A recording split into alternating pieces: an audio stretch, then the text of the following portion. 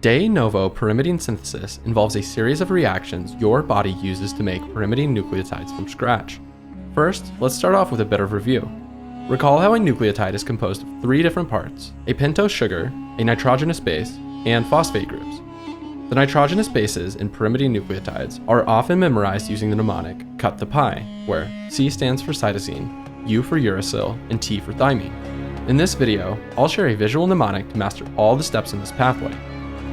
Before we get going though, I want to mention that this pathway is a long one. However, knowing each step and intermediate involved is not actually very important.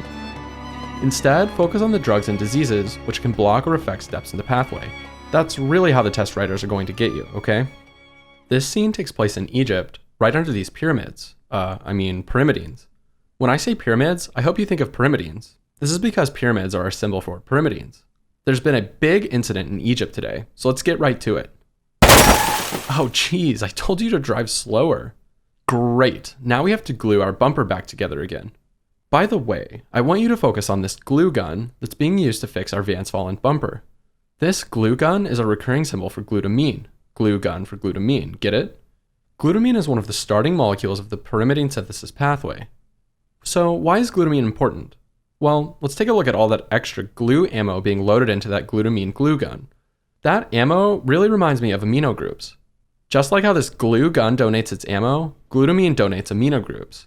And as you probably already know, amino groups contain nitrogen, which is important for making nitrogenous bases. Pyrimidine nucleotides contain nitrogenous bases, remember? So, glutamine is a starting molecule for pyrimidine synthesis, and biochemically, it is responsible for donating amino groups. But this glue gun and its glue ammo needs a few more parts. For one, it needs gas to push the glue out. Fittingly, here's a few carbon dioxide canisters. You see, I always keep a few carbon dioxide canisters at the ready in case anything goes wrong. These CO2 canisters should remind you of, well, CO2, or carbon dioxide, which is the other starting molecule in this pathway. But what about the car battery? Well, the glue gun's power has to come from somewhere, right? A battery is a recurring symbol for ATP, and this car battery here should help you remember that 2 ATP are required for the reaction between glutamine and carbon dioxide. As for what this reaction produces, hold on, I'm just getting to that. Oh man, I think this van is getting wrecked. Just take a look at that car oil leaking out. By the way, car oil reminds me of carbamoyl phosphate, since car oil sounds a lot like carbamoyl.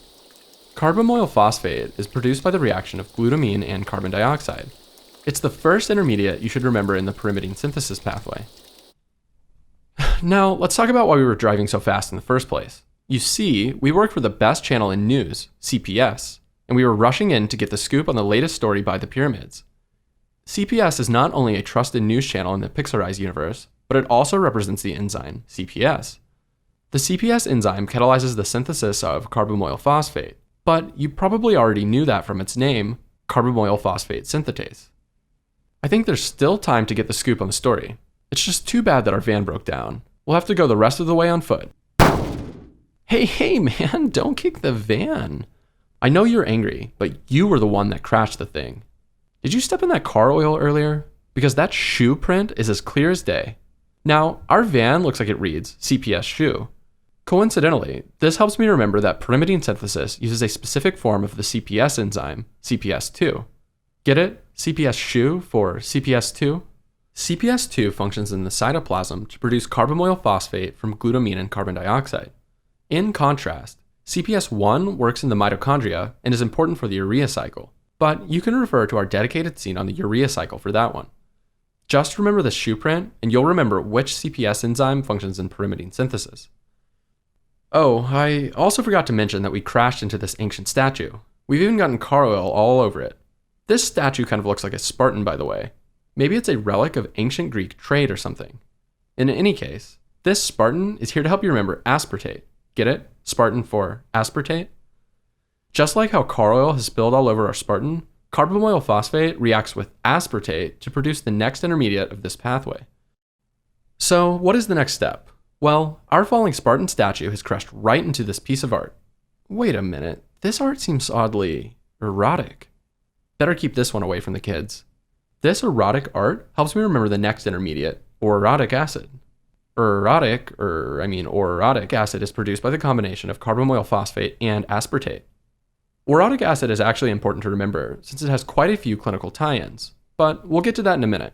For now, just remember orotic acid is produced by aspartate and carbamoyl phosphate. Next, did you notice the ore in our Spartan's hand? I guess the ancient Spartans got to Egypt by boat. Notice how the ore has a decorative hydra on its blade? This ore reminds me of orotate, and a hydra is a recurring symbol for dehydrogenase, or dehydrogenase, enzymes. Putting this together, this ore and hydra help me remember dihydroorotate dehydrogenase, or for dihydroorotate and hydra for dehydrogenase. Dihydroorotate dehydrogenase is the enzyme that catalyzes the reaction of carbamoyl phosphate and aspartate to form orotic acid. And fittingly, this ore is located right in our Spartan's hand. But time leaves nothing untouched. See how leaves are even starting to grow around the ore? A leaf is our symbol for leflunomide or leaf flunomide. Leflunomide is the first drug we'll cover in this pathway, and it works by inhibiting dihydroorotate dehydrogenase. To help you remember this fact, just picture how our leaves are growing around our ore. Leflunomide is an immunosuppressant used to treat arthritic conditions, and it primarily works by blocking the production of orotic acid, which in turn blocks pyrimidine synthesis. While we're here, I want to briefly talk about the drugs that block pyrimidine synthesis. You see, pyrimidine synthesis is important for all cells, but it's especially important for quickly dividing cells. That's right, I'm talking about cancer cells, immune cells, and cells of invasive pathogens. Therefore, most drugs that block pyrimidine synthesis are chemotherapeutics, antibiotics, or immunosuppressants. Just thought you should know that. Now, back to the story. The falling Spartan statue hit this erotic art, causing a piece to break and fall off. This just happened to scare the living daylights out of this hump. Wow, would you just take a look at that hump? Little known fact, this guy was actually written by Fergie and will.i.am shortly before releasing their hit single, My Humps. But seriously, that is one big hump. And you know what hump makes me think of? UMP, or UMP, or uridine monophosphate, the next intermediate in this pathway. Yep, UMP is the first nucleotide we've synthesized in this pathway, and it's the precursor for all the others. The UMP hump is formed by the combination of orotic acid and one other reagent. For this other reagent, just look at what's happening on top of our hump. Ah, how romantic, a proposal right in front of the pyramids. For Pixarized loyalists out there, this proposal should look familiar, because a proposal is a recurring symbol for PRPP. PRPP stands for proposal, didn't you know? PRPP is the high-energy, activated form of ribose 5-phosphate, and it can donate ribose 5-phosphate to other compounds. Recall from before that nucleotides have a pentose ring formed from ribose. Well, now you know where it comes from. That's right, it comes from PRPP. So in summary, PRPP combines with orotic acid to produce UMP. But the production of UMP doesn't always go right. Remember how our humped camel got scared by the falling erotic art? Well, it looks like it even peed itself in shock. This picture should help you remember orotic aciduria, since urine makes me think of urea. Orotic aciduria is caused by defects in the enzyme that produces UMP, also known as UMP synthase. Since we can't convert orotic acid into UMP, a defect of UMP synthase causes a buildup of orotic acid. This buildup can be seen in both the blood and the urine, hence the name orotic aciduria. I want to note that increased orotic levels can also be seen in another condition, ornithine transcarbamylase deficiency. This is high yield, so let me take a step back to explain why this happens. Ornithine transcarbamylase uses carbamoyl phosphate in the urea cycle. When this is defective, excess carbamoyl phosphate is instead shunted down the pyrimidine synthesis pathway, producing higher levels of orotic acid. So how can you tell these two diseases apart? Well, orotic aciduria is caused by an impairment in pyrimidine synthesis, causing problems with immune and bone marrow function. Alternatively, ornithine transcarbamylase deficiency shuts down the urea cycle, causing a buildup of ammonia. Thus, hyperammonemia is a key feature of ornithine transcarbamylase deficiency that is not seen in orotic aciduria. This is high yield, and it's something you should know for your exam. Now, let's talk about why our newly engaged couple was even riding on these humps. Well, that's obvious. They were here on a tour. I want you to notice the tour guide. Specifically, note how he's wearing only underpants. Or is that a loincloth? I don't know why he's only wearing underpants. It's been a millennia since anyone in Egypt dressed like that. Anyway, these underpants should make you think of UDP, or uridine diphosphate. Underpants for UDP. Didn't you know it was abbreviated like that? UDP is made from UMP by the addition of one or more phosphate groups. Our underpants only guide is here to help point out the big attractions, which we'll touch on briefly. Let's look at what our underpants guide is pointing at. A catapult. This catapult was used in an ancient battle for a city of which there's only the ruins left. Coincidentally, the word catapult should remind you of CTP, one of the products made from UDP. Get it? Catapult for CTP. CTP, or cytidine triphosphate, is another pyrimidine nucleotide and is one of the ending molecules of this pathway. Hooray! We have one of the pyrimidine nucleotides. But we're not done yet. Cut the Pie had a C, U, and T, remember? There's a couple more steps to go for our last pyrimidine nucleotide, thymidine. Next, notice the ruins here. I guess this is what remains after the catapults did their work. But it looks like someone has been trying to save the ruins. See the duct tape holding the ruins together? The word ruin stands for ribonucleotide. Get it? The ribonucleotide ruin. And the duct tape is a recurring symbol for reductase enzymes, or reduct tape enzymes. Putting these together, this ruin with duct tape represents ribonucleotide reductase, which is often abbreviated as RNR. To understand the function of ribonucleotide reductase, check out how our ruins are being used. Looks like our guide here has put up a clothesline and is drying his dirty underpants. Wait a minute, dirty underpants? I don't know about you, but dirty underpants make me think of DUDP. Get it? Because the D in DUDP stands for dirty. Ribonucleotide reductase takes UDP and reduces it to form deoxy-UDP, or DUDP. Since reduction is essentially deoxidation, it makes sense that reducing UDP forms deoxy-UDP. Just remember these underpants going to dirty underpants to recall the flow of this reaction. But before we move on, I want to mention another drug that operates here. Notice the guy's water bottle spilling urine all over the ruins? Who knows if that's his urine or if it's the camel's, since drinking camel urine is apparently a thing. The water bottle should remind you of hydroxy, and the urine inside should remind you of urea. Putting this together, this water bottle spilling urine is our symbol for hydroxyurea. Hydroxyurea is used as a chemotherapeutic agent and for treating sickle cell disease. It works by inhibiting ribonucleotide reductase, thereby inhibiting the formation of DUDP from UDP. Our guide was spilling the hydroxyurea urine all over the ruins, which should help you peg the mechanism here. This is a high-yield fact that will almost always come up on exams, so be sure to give this one a little extra attention. Now, let's pan on over to the other side of the ruins. It's pretty hot here in Egypt, and these ruins provide the perfect shade. For what? For cooling your hump, of course. Check out this hump here, in the shade of the ruins. Unfortunately for this guy, the wind blew the dirty underpants onto his hump, soiling his hump. Ugh, that hump looks really dirty now. I wonder if you can guess what a dirty hump stands for. Yep, you are correct. A dirty hump is our symbol for DUMP, or deoxy-UMP. Again, the D stands for dirty, and the hump stands for ump. The next step in pyrimidine synthesis after DUDP is DUMP, which is just the loss of a phosphate group from deoxyuridine diphosphate to deoxyuridine monophosphate. But that's not really important. Just remember our dirty hump being soiled by dirty underpants, and you'll remember that DUMP comes after DUDP. This shady spot is great because it also has our humped camel's favorite snack. That's right, it's thyme. Coincidentally, thyme should also help you remember the enzyme thymidylate synthase. Get it? Thyme for thymidylate synthase? Thymidylate synthase takes DUMP and converts it to the next product. This next product is the last step in this pathway, and it is symbolized by this temple here. I mean, we are in Egypt after all. How could there not be a temple? But this temple looks a little dirty. Ringing any bells? Yep, this dirty temple should help you remember DTMP.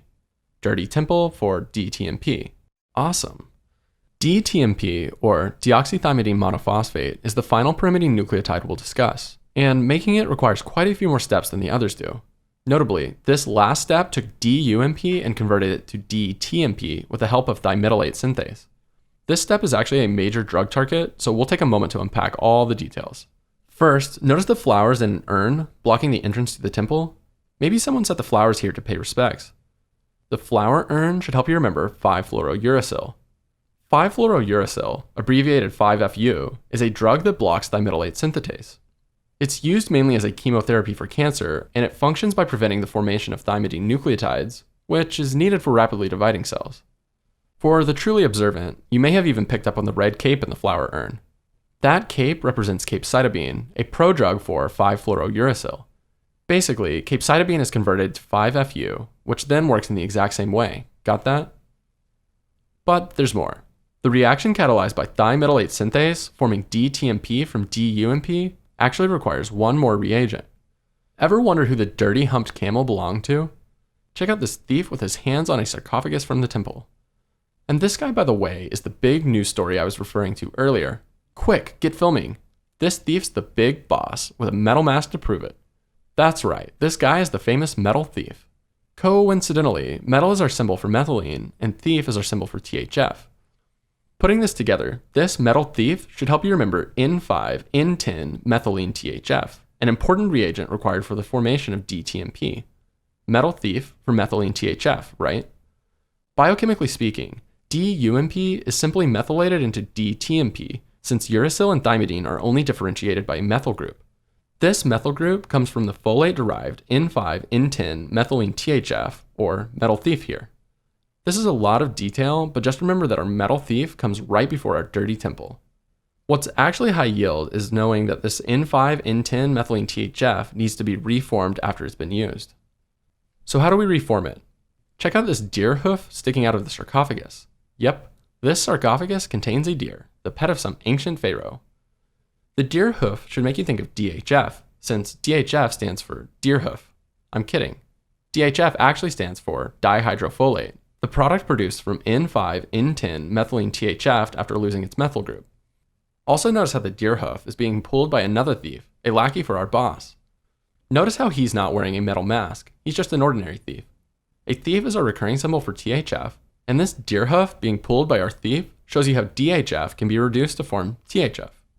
Notably, the enzyme that catalyzes this reaction is DHF reductase, symbolized by the duct tape holding together our sarcophagus here. The duct tape is actually why our thief is having so much trouble extracting the deer hoof from the sarcophagus. And our thief takes orders from his boss, the metal thief, which helps us remember that THF can be used to reform N5N10 methylene THF. This completes a loop, which is critical in the synthesis of DTMP. Okay, now let's talk about why all this matters. Focus on the tribesman here. He's been protecting the area for years, and he's holding a Pyrex cup. Yep, this guy is a part of the Pyrex tribe, in charge of guarding the tribe's most ancient possession, a steel of the matrix. Some astute folks might have already guessed, but these symbols represent drugs that block the conversion from DHF, or deer hoof, to THF, or thief.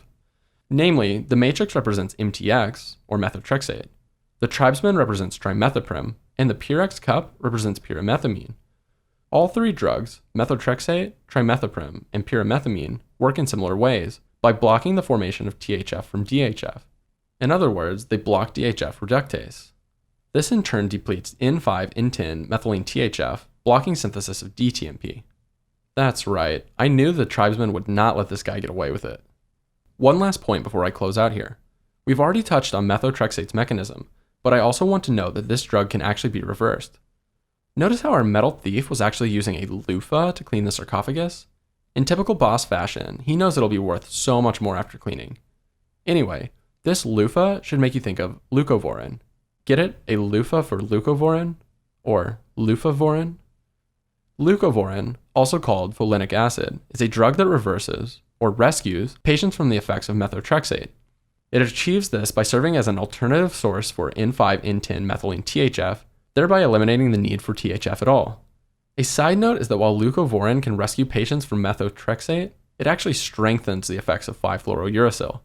This is very hard to reason through by deduction, but for the curious, just know that by serving as another source for N5N10 methylene THF, leucovorin actually stabilizes the binding of 5-fluorouracil to thymidylate synthase. Alrighty, and that's it for pyrimidine synthesis. Give yourself a pat on the back, this was a long one. We try our best to keep videos short and sweet, but some topics are just doozies. In our recap, I'll highlight the high yield tidbits so you can focus on what really matters. Seriously, don't try and spend too much time trying to memorize every step here. Okay, so let's get into it. Pyrimidine synthesis combines with glutamine and carbon dioxide, which combine to form carbamoyl phosphate in a reaction catalyzed by CPS2. This carbamoyl phosphate then combines with aspartate to form orotic acid through steps that can be inhibited by leflunomide. Afterwards, orotic acid combines with PRPP to form our first nucleotide, UMP, in a reaction that is impaired in orotic aciduria. This UMP is phosphorylated to UDP, which then undergoes one of two fates. It can either proceed to the pyrimidine nucleotide CTP or undergo reduction by ribonucleotide reductase to DUDP.